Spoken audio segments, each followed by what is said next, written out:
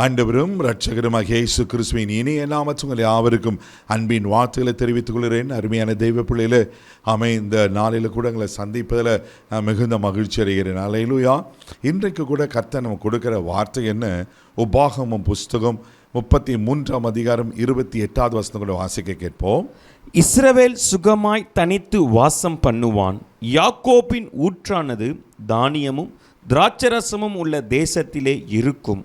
அவருடைய வானமும் பனி பெய்யும். ஹல்லேலூயா. இங்க பாருங்க, ஒரு அற்புதமான ஆசீர்வாதத்தை சொல்லப்பட்டு பார்க்கிறோம். மோசே மரிப்பதற்கு முன்பாக யாக்கோப்பினுடைய புத்திரர்கள் எல்லாரையும் இங்கே ஆசீர்வதிக்கிறத நாம் பார்க்கிறோம். ஒவ்வொருத்தருக்கும் ஒவ்வொரு காரியங்களை ஆண்டவர் சொன்ன வார்த்தைகளை, ஆசீர்வாதமான வார்த்தைகளை சொல்வார். இங்கே இஸ்ரவேல் சுகமாய் தனித்து வாசம் பண்ணுவான். யாக்கோப்பின் ஊற்றானது தானியமும் திராட்சை ரசம் உள்ள தேசத்தில் இருக்கும். ஆமென். இங்கே யாக்கோப்பை குறித்து சொல்லப்பட்டிருக்க நாம் பார்க்கிறோம். இங்கே பாருங்க, இஸ்ரவேல் சுகமாய் தனித்து வாசம் பண்ணுவான். ஹல்லேலூயா.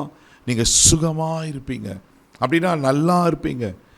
ஒரு பொது மொழிபெயர்ப்பில் இங்கே வாழ்ந்திருப்பீர்கள் என்று சொல்லப்பட்டிருக்கு. அது மாத்திரம் இல்லாமல் யாக்கோப்பின் ஊற்றானது தானியமும் திராட்சை ரசமும் உள்ள தேசத்தில் இருக்கும்.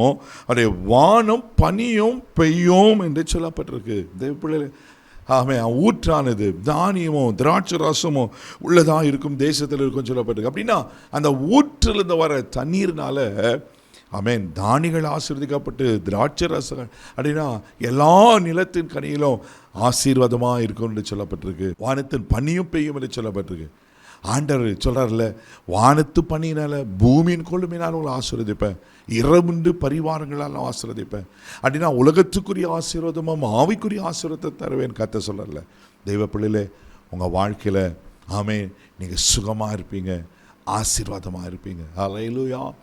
அதில் ஒவ்வொருத்தருடைய ஆசீர்வாதங்கள் பார்க்கும்போது எவ்வளோ அற்புதமாக இருக்கும்.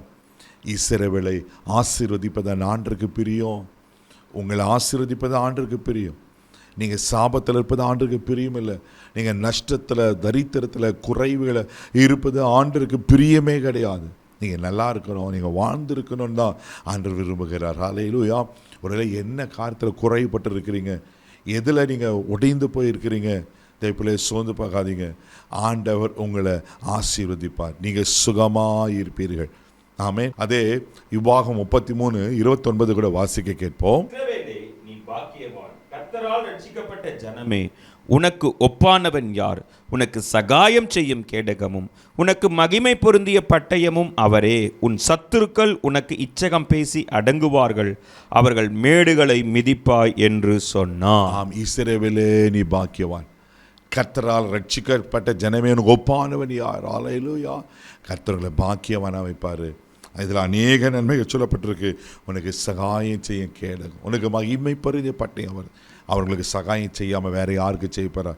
இது இது வாரத்தினுடைய வேலை நாட்களுடைய முதல் நாள், இந்த மாதத்தினுடைய கடைசி வாரம்.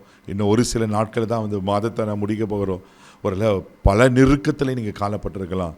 பயப்படாதீங்க, நீங்கள் சுகமாக இருப்பீங்க, நீங்கள் ஆசீர்வாதமாக இருப்பீங்க. உங்களுக்கு கர்த்தருடைய சகாயம் கிடைக்கும். இதை நம்புங்க, நிச்சயமாக கர்த்தர் ஆசீர்வதிப்பார். கண்களை மூடி நம்ம ஜெபிக்கலாம். அன்பு தகப்பனே, உமக்கு நன்றி சொல்ல துதிக்கிறோம், ஸ்தோத்திரையா. ஆண்டவரே, உமக்கு நன்றி. இஸ்ரவேல் சுகமாய் ஆண்டவரே வாசம் பண்ணுவான்னு சொல்லப்பல பா, சுகமாய் வாசம் பண்ணட்டுங்கப்பா. இவர்கள் ஆசீர்வதிக்கும்படியாய் ஜெபிக்கிறோம். குறைவுகள் நிறைவாய் மாறட்டும், நன்மையை கிருபை உண்டாகட்டும். இல்லை வாலாக்காம தலையாக்கி எங்களை கீழாக்காம மேலாக்குவீரா, இல்லை ஆசீர்வதிப்பீராக நான் ஜெபம் பண்ணப்பா.